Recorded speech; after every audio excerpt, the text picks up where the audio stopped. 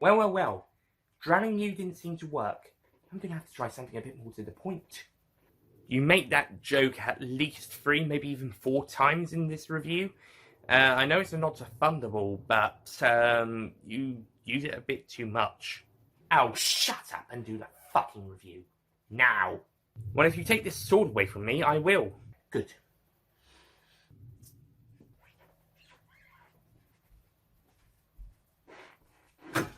Thank you. Right, die another day.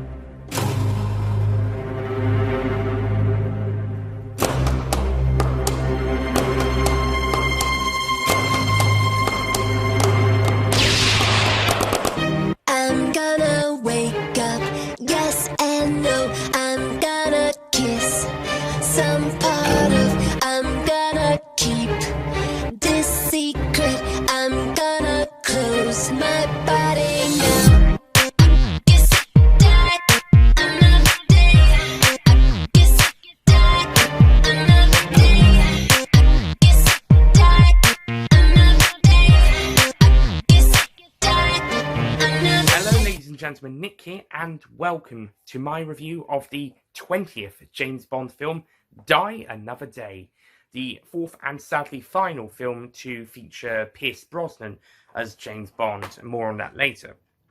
Okay, I'm going to examine this film in 2 ways. Firstly, I'm going to talk about the story, and then I'm going to talk about the plot, and then I'm going to talk about the execution, because both I feel are different enough to warrant their own separate talks for a bit.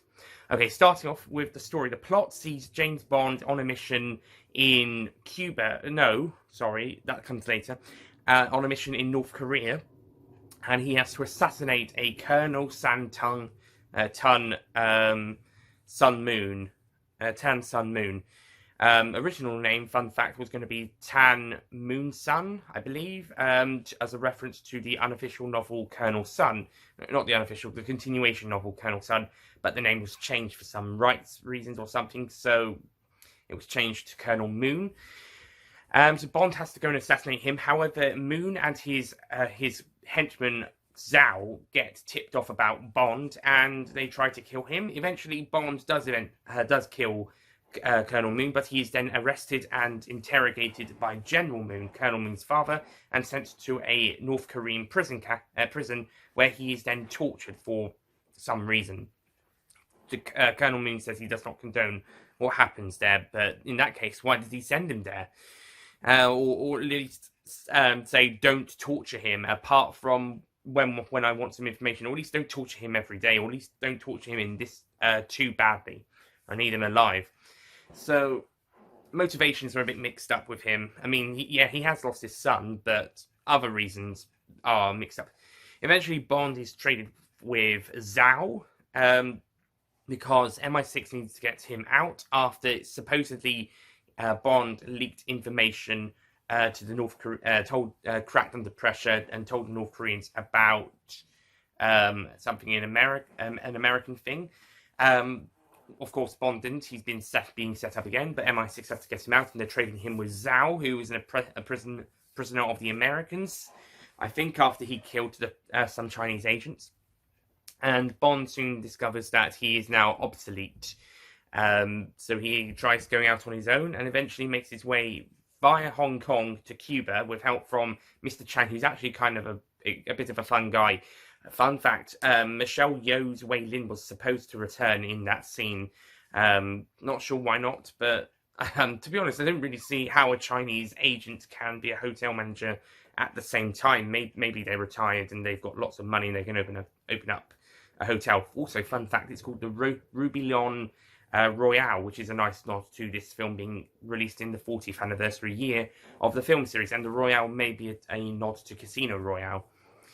So that's nice. And And so Bond goes to Cuba, where he meets Jinx Johnson, played by Halle Berry, and together they are investigating, well, separately, but at the same time, they investigate this clinic where you can get pretty much plastic surgery, I suppose, but not just that, but completely wiping away the ID. And Zhao is using it to reconstruct his face. I'm not sure why he doesn't get the diamonds out of his face. Maybe are they stuck into it? So after that, Bond discovers that the diamonds that he took from Zhao, because he has some around his neck for some reason. By the way, the shot where Bond grabs the diamonds in Zhao's necklace thing, just a bit of a filming technique style here. The film has a lot of slow motion scenes that seem to be quite common in the even numbered James Bond films, from License to Kill to Quantum of Solace. And to be honest, in all four films, License to Kill, Tomorrow Never Dies, Die Another Day, and Quantum of Solace, where it's used, the only necessary bit I actually find with any of those slow-mo scenes is when Bond takes the necklace of diamonds from Zhao's chest. If it was done fastly or normal paced, it could be missed. Although it is amongst other unnecessary slow-mo shots, and there is quite a lot in this film. There is quite a lot. The editing and technical style is very strange. Apparently Michael Bay was inspiration for director Lee Tamahori, and he's got lots of slow-mo shots that don't really work, and lots of sped-up shots that don't really work either. It's kind of hot and cold. More on the technical style later. Eventually, Bond makes his way back to London, where he meets Graves and has a sword fight with him, basically, in what is generally considered the best scene of the film. Then he goes to the abandoned Vauxhall Cross tube station, which is, for some reason, near it's near the London Eye. You can see the Houses of Parliament behind Bond. So it's some reason near Westminster Bridge rather than Vauxhall Bridge, two bridges south. Okay. A couple of fun scenes there when Bond and M talk to each other. We also have the virtual reality training session, which didn't need to be there. I think that scene could have been cut. Still could have had Bond and Q interact. And then we get to the new car, the Aston Martin Vanquish, or as Hugh calls it, the Vanish. And, okay, I just want to bring up something about the car here quickly. A lot of people have a massive problem with the car being invisible. I don't know why. Is it believability? Because this film has a reputation for being outlandish and silly, the car being one of those reasons, but it does have an outlandish reputation for a reason. But for the film it's in, I think the car makes sense. It makes sense for it to be invisible, and it actually proves to be a very useful piece of tech. But it gets criticised quite a bit for the invisibility, being it's too sci-fi and stuff. Yet 10 films ago we had a submersible car, and people seem to be okay with a car turning into a submarine more than turning invisible. So I don't know, maybe it was a problem with believability, but it can't be that far off. Submersible and invisible, they can't be that far together.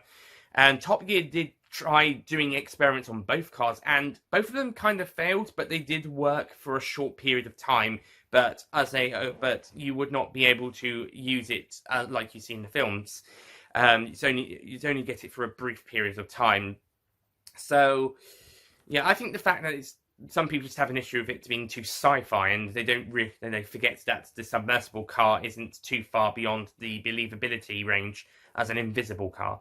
So, if anyone else has a actual reason to dislike the fact it's invisible, apart from areas of believability, maybe it's execution. Maybe they just don't like how it's executed. But personally, I think the execution actually works, and it looks really good. And actually, the CGI on the car actually looks really nice, and the car is beautiful, and it's a really nice car.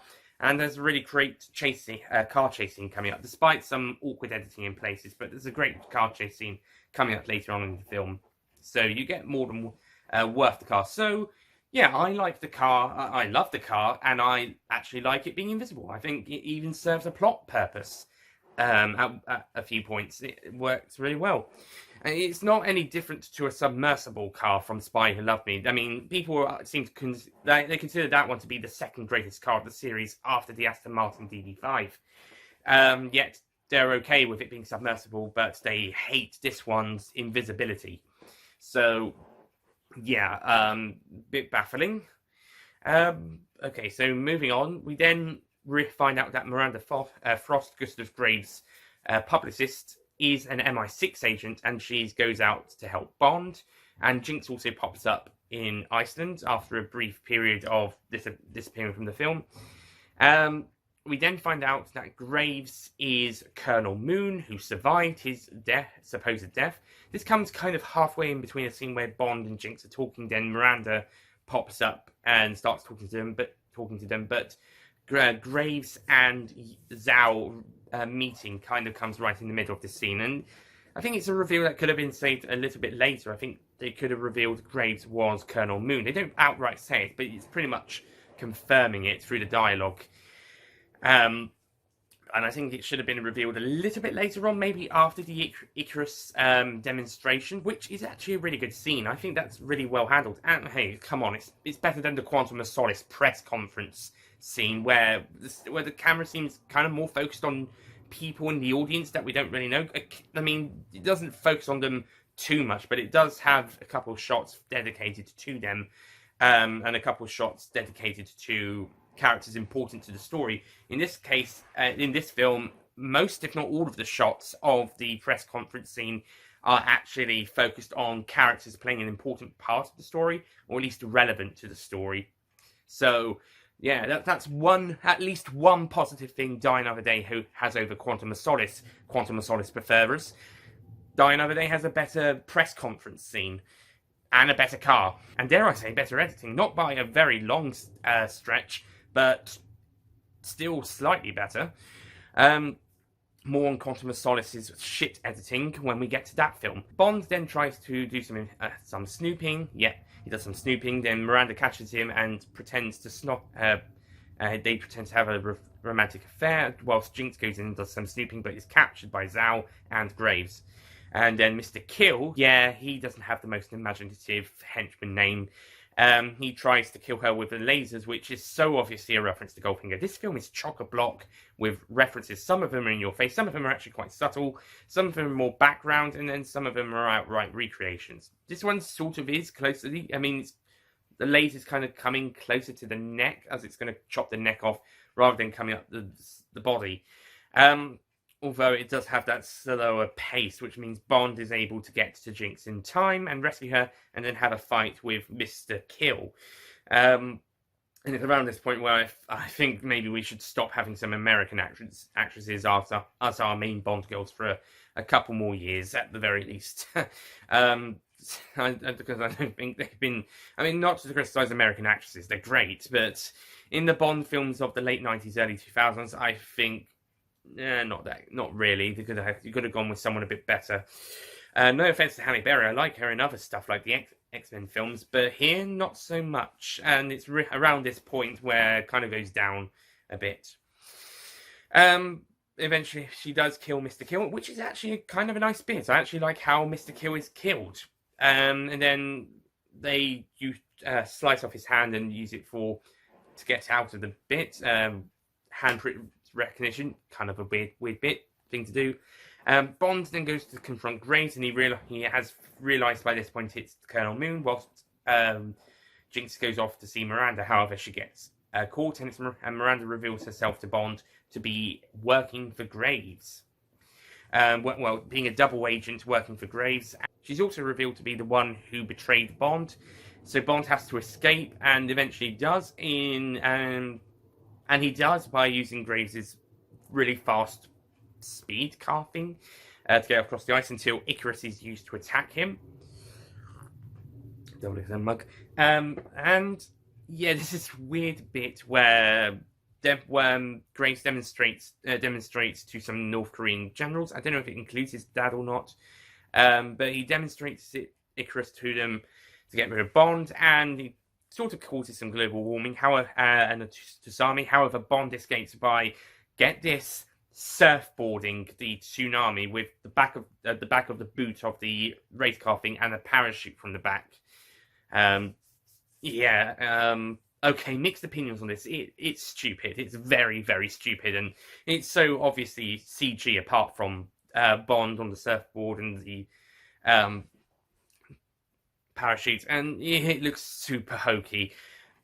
But I love the music that they play in that bit, and the colours of the water, and to a lesser extent the ice, look nice. But apart from that, it looks really stupid. That was really stupid. But eventually Bond gets back to his Aston Martin and uses it. However, uses the invisibility thing. He had used it a little bit earlier. However, he then gets into a chase scene with Zhao, and Zhao manages to get rid of the invisibility thing, so we have the car in full visual, and there's a really great chase scene between the Aston Martin and Zhao's Jaguar. Is it a thing where villain cars seem to be Jaguars? Because you get a Jaguar for Mr. Hinks' car, Inspector. Anyway, so they have a really cool chase scene on the ice, and some really cool stunts and some really good effects. Some hokey editing, especially in the sped up and slowed down bits, but some great stunt work and great visual effects, and the driving looks great, and it looks really cool. My favourite bit is when the car has the ejector seat, and it flips because it's flipped onto the side, onto its top from after one of after Zhao's things have caused it to go upside down. So Bond uses the ejector seat to flip it back round. At the same time, a missile is being fired by Zhao at the car, but it manages to avoid it. That is really cool. Eventually, the invisibility thing comes back working, so in the Ice Palace, Bond is able to use that so he can cause Zhao to crash through a wall, and then he is able to come around, kill Zhao, and rescue Jinx. Some really cool stuff here. This actually is some good execution here. So that's good. And eventually, after rescuing Jinx, they then go to a South Korean airbase where, for some reason, M is there. And like I said in the Walton Enough review, I didn't think she needed to be there. She could have been on a phone call. It's not as bad as what happens in Quantum of Solace, but she's still placed in danger there. It's probably the most unnecessary. Actually, there's quite a few Quantum of Solace ones that are unnecessary, but it's definitely up there with the Quantum of Solace ones as one of the most unnecessary M out in the field moments. At least, while it's not enough, it was because she had a personal relationship with the King family. Casino Royale, it was a briefing scene. Tomorrow Never Dies, she was going to a meeting, and Skyfall, the plot pretty much centered around her, as well as some meeting places as well, and a hearing. And then the rest of the film, and then the other bits were because it was centered around her as a character. But Die Another Day, it just has one. But Die Another Day doesn't really work. It's worse in Quantum of Solace, but it doesn't quite work here. Why she's here? I mean, Robinson being here makes sense, but not M. M could have been on the video chat. Then again, considering the video chat link that the American guy, the NSA boss guy, was on earlier, maybe it's for the best. It's for the best M is here, so we can see her clearer. And we've got the NSA guy is weird. I'm not really a fan of him. Actor was a bit of a weird choice as well. Eventually, Bond and Jinx make their way into North Korea to try and assassinate Graves, and they have to get onto his plane. And Graves is ready to initiate his plan, which is to sweep away the minefield of North Korea, send North Korean troops into South Korea, and then crush Japan and the West. And basically, I suppose, making the North Koreans the world dominance. Whatever we Westerners did in the 1950s during the Korean War, at least we weren't doing it for world domination. I think it was more of the communist fear thing, and did a Vietnam and split the country in half. But here it seems that Graves wants North Korea to be the rulers of the world. I guess. General Moon doesn't really approve of this and tries to stop him, but Graves kills him in a really strange scene where it's all slowed down, and it feels like you're supposed to feel sorry for General Moon, or to realise that Graves has gone completely insane. I don't know what it means. Even Bond seems pissed off at the fact that General Moon is killed off, even though he was the one who had him locked up earlier in the film and tortured for 14 bloody months. But anyway, Bond and Jinx eventually fight Graves and Miranda, and the plane is going down. Eventually, the heroes win. Woohoo! And Graves, when he gets sucked into the plane plane motor thing, the Icarus turns off and the plane goes down. I don't actually think we see it go down. It might have, or exploded or something, and then Bond and Jinx escape in a helicopter and make it to, I'm not sure where they end up. It's either in South Korea or Japan, maybe China, but they end up at a kind of a monastery thing and have a bit of a bed love scene. But just before that bit, there's a really stupid bit where Moneypenny uses the virtual reality thing to try and get it off with Bond, and Q catches her. So she has to make up something. That was really stupid. Okay. And then that's the end of Die Another Day, and also the end of the first era of the James Bond films. I mean, the first timeline of the Bond films, from Dr. No to Die Another Day, the first 20 installments before the series rebooted with a completely different timeline with the next film, which we'll talk about a little bit later on. / next time. Okay, on a technical standpoint, execution-wise, oh my god. Okay, so some good shots, there's some really nice execution, some really good editing. But on the other hand, there's a lot of stupid editing. The whole speeding up or slowing down lots of these shots are stupid. There's a lot of CGI, too much CGI, I would say.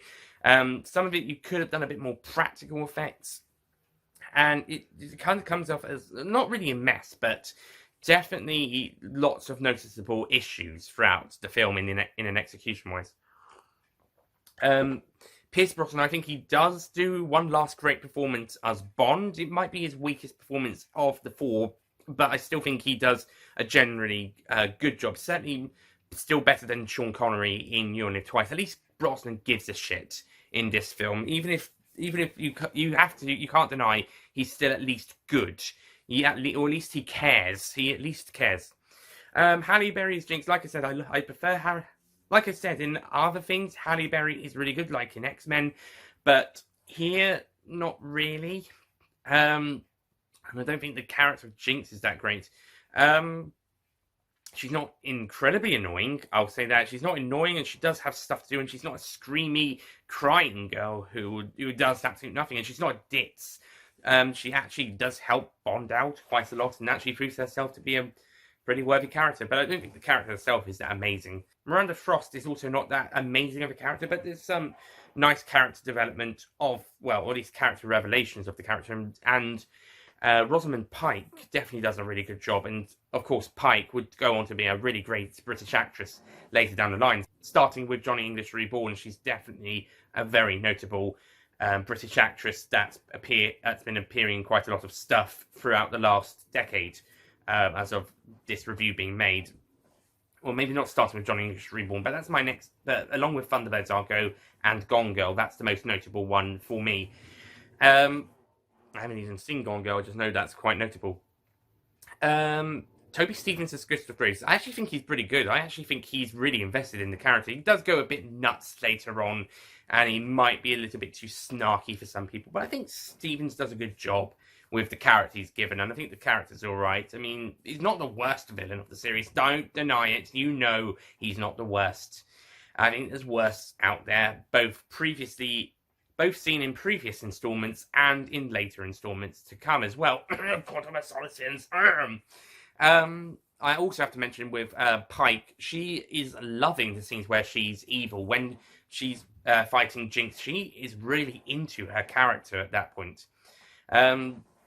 So I have to give her props with that bit. And I think Stephens also gets into his character quite a lot later on as well. Also have to say, Rick, what's his name? Is it Will Dun Yu? Is he on here? Rick Yoon?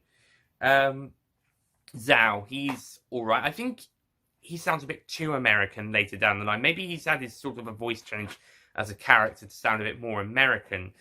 But I think he just sounds too American to be a North Korean, or at least in the first few scenes when he just looks a bit more like a American or American Asian, then wondering if they changed his voice as well. They certainly changed the voice for Graves from Moon. I'm not sure. Other people, like I said, I'm not really a fan of the NSA guy. General Moon as a character, yeah, he's good. Not much of him though. Moneypenny kind of gets a bit not only sidelined like in some of the Roger Moore films, but they kind of disrespect the character with that stupid gag at the end.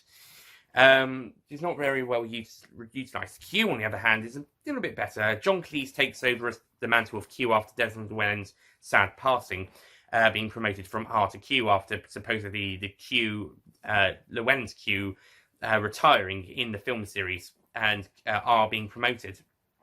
And I think Cleese does a really good job as Q in this film. Could have had a few more scenes, could have had a bit more to do, and I really wish that his final line in the scene with Bond and the Aston was "Grow up, 007," instead of "I wish I could make you vanish." That was there's quite a few silly jokes and one-liners. There's a couple of cool ones, but there's a couple of silly jokes and one-liners, and some really awkward scenes and moments. Judi Dench continues to be amazing as M, and the guy who plays Colonel Moon at the start is also really good. Again, a little bit too American. It would have made a lot of sense if he was a bit more British, because he studied at Oxford, according to his father. So if the character was, if he sounded British, then it makes sense.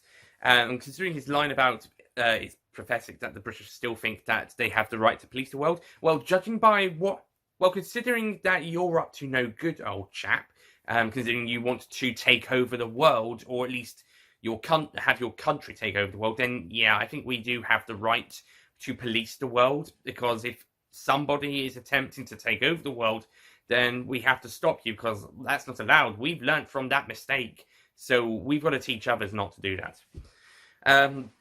At least that's the point of view I see it. I mean, no one should be taking over the world at all, and I think as a country, we've learned that from the fall of the British Empire, and other countries have learned from the fall of their empires. So in a post-Second World War tense, then taking over the world by anybody is a bad thing, and therefore the British do have the right to police the world if they feel that the world can be endangered, especially if it affects British values, and the same for other countries, especially if it affects their values.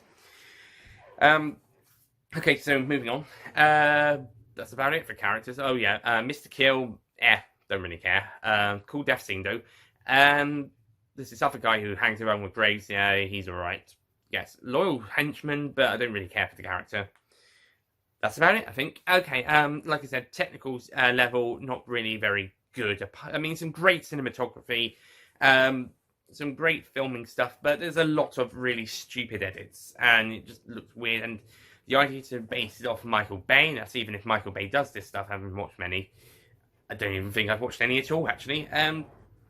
But it just feels like a very stupid way to execute the film. It looks like it's trying to be artsy in some places, but it doesn't work. I think Lee Tamahori was a bad choice to direct, as he wanted to go down this angle, and with the more CGI angle, I think he was a weak choice. I think they should have gone back one of the guys who did one of the previous installments. I know they managed to get Martin Campbell back for the next film, but I think they should have gotten him or Roger Spittleswood or Michael Apted to come back, or someone who was more confident in presenting a more practical story and not having to take too much creative control on the visual standpoint. I think give them their own visual spin, but not but not to the extent Tamahori does. I think he had too much control on this installment. I don't think he was reined in that much. And the same with writers Neil Purvis and Robert Wade. They worked with Bruce Feinstein on Walt's Not Enough. They worked with Paul Haggis on Casino Royale and Quantum of Solace, and they'll work with John Logan on Skyfall and Spectre, and Jez Butterworth on Spectre, and they're working with Cary Joji Fukunaka, and Phoebe Waller-Bridge, and Scott Burns on No Time to Die. I believe Wade and Neil Purvis and Robert Wade did work on No Time to Die script. So they have worked with other writers on the other films they have written / co-written apart, but this one is the only one that they've written solo, together, I should say. These two on together, just them, not with anybody else. And I think they had a bit too much restraint, not enough restraint. I think they had a bit too much creative control, and there's some really cool bits with really cool angles that the plot goes down, that like Bond going rogue or Bond being captured in North Korea, but it goes down different routes and you kind of drop those angles for a bit. Also, it seems that from this film onwards, there seems to be a lot of Bond going rogue in the film series, or going on his own. Quantum of Solace, he kind of goes rogue / on his own. Skyfall, a little bit when he goes with M, but that's so that he can look after. Spectre, he's going out on his own. I'm not sure what we'll see with No Time to Die. We'll see when it comes out. So yeah, another trend starts up around this point that's going to seed into the Daniel Craig films. License to Kill actually had a reason to do it, and it would have been interesting to see here, but kind of drops it at the end of the first hour. So, on the whole, Die Another Day, I don't think it's the catastrophe lots of people consider it to be. I would not consider it the worst Bond film of all time, like many fans. Casual audiences would consider Moonraker the worst installment. I wouldn't consider that one the worst installment either. There's at least one. I think Thunderbolt's worse than both of these films. But there's at least one installment that's even worse than all of them, and that's coming up in 2 films' time. But certainly this is one of the weakest installments of the series, and whilst I don't outright hate it, I do understand why a lot of people do, and I can see where a lot of people are coming from with their hatred of this film, or of parts of the film. But for me, I kind of enjoy it, I like it. I think there's angles that are good, I think there's elements that are good, I think even there's some execution bits that are good, but there's plenty of execution bits that are bad, and there's plenty of plot points that are bad. And I think it should have been handled a bit better. And although Lee Tamhori is a better director than Mark Forster, I'm criticising Quantum of Solace more than Die Another Day in this review, but I can't help it. Quantum of Solace is my personal least favourite. So it makes sense. I do consider Tamhori better than Forster as a director, but he is easily the second weakest Bond film director after Forster. I mean, some people might consider him the worst, but maybe they'll consider Forster a worse director, even if they consider Die Another Day a worse film than Quantum. But definitely, I think Tamahori was the wrong choice for any installment. I think he was the wrong choice for this film, and it didn't quite work. And it would have been better if someone else had taken over, preferably maybe one of the guys who did one of the last 3 installments. And this is the 40th anniversary film, and like I said, it's chock full of references. The 40th anniversary film and the 20th installment, and they were marking the same marker together. And I do like the red in the title and references to being the 40th anniversary, but there's also a lot of references to all the previous films. I do like the nods to being the 20th installment with the 20th watch Bond has. But this is not a good 40th anniversary present. It's an alright 40th anniversary present, but I wouldn't consider this the best birthday present for a 40-year-old. And that's, the Amazing Spider-Man wasn't exactly the best 50th anniversary present for that series. I think that's the same. The Spider-Man series is the same age as the Bond films, and they actually got the first live-action Spider-Man feature film, cinematic film, came out in 2002 as well. That was definitely a very good 40th anniversary present for them, but the 50th anniversary, not so much. It's the other way around for Bond. 40th anniversary, not very good. 50th anniversary, fantastic. And I'll get to Skyfall when we get to Skyfall. We'll see what the 60th does. Actually, I think the next Spider-Man film comes out in 21, not 22. But anyway, and we'll see whether Bond gets the film out in 22 or not. Anyway, Die Another Day, I'm going to give it a 6 out of 10.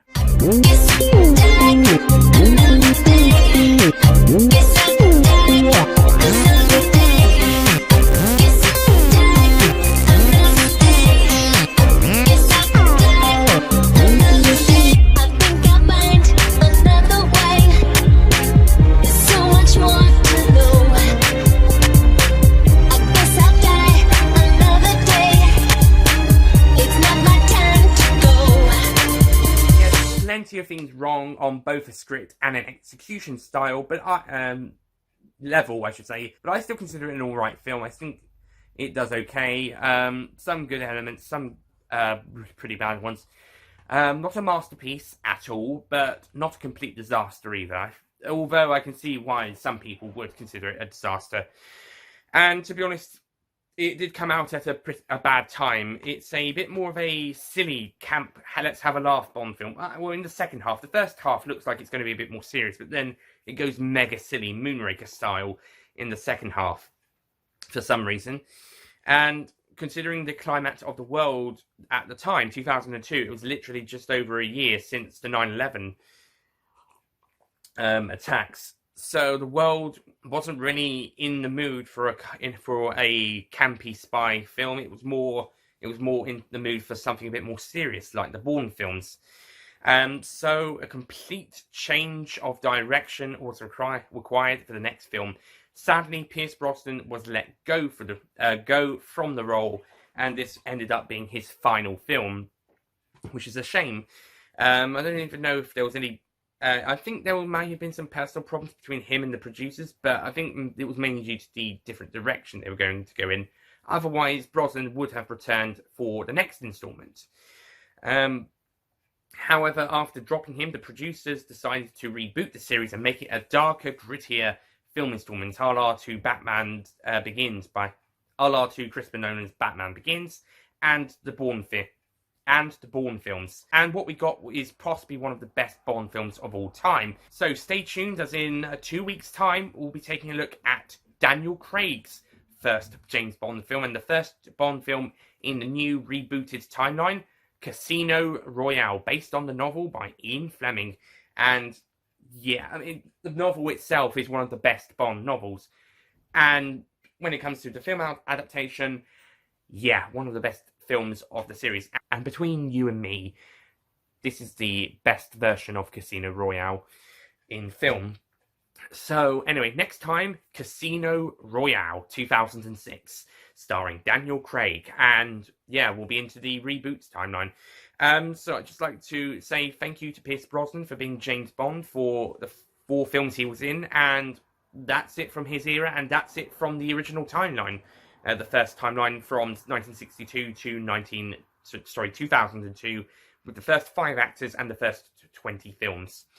And now we will start the second timeline. I don't know if there'll be a third, depends what they decide to do after No Time to Die, whether they'll reboot it again or if they'll stay in the same timeline as the Craig films, but with another actor, as seen in the first timeline. But now we move into the second timeline. But as far as these reviews go, we're now moving into the second timeline, and we've got our 6th actor in our 21st film, and we'll get that started, and we'll start that soon with Casino Royale 2006 review. I'll see you guys next time. Goodbye.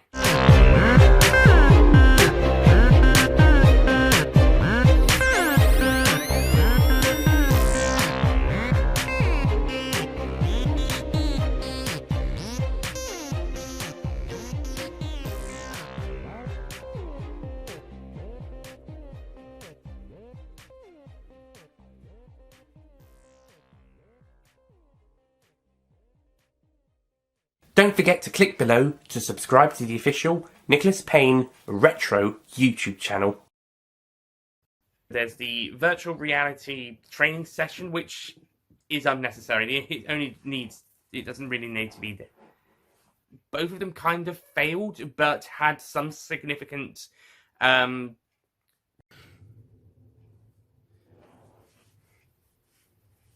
dare I say better editing. I mean, not by much. Okay, and then Bond and Jinx is eventually this, such an imaginative name, yeah, not the most imaginative. And she's now sabotaged, and she's removed the gun. So, she's also revealed to be the traitor in the organization. Miranda Frost is also not that great of a character, but Miranda Frost is Johnny English Reborn to start with. But they kind of play her for some stupid scene, but they have her in. I mean, no one should be taking over the world anymore. Not in the 21st century. So in a post Second World War sense, then yes, we have to stop. I'm going to burp in a second. Excuse me. But then after that, he is the Second World. But I still think it's a good film. Or it's an alright film at best. Okay. And what we got is possibly one of the greatest films of all time. Come back in a few weeks' time, and spoiler alert, easily the best. And spoiler alert, easily the best version of Casino Royale. And a little secret between the two.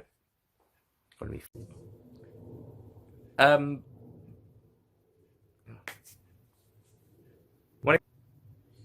if you take this sword away from me, I will. Thank you. Okay.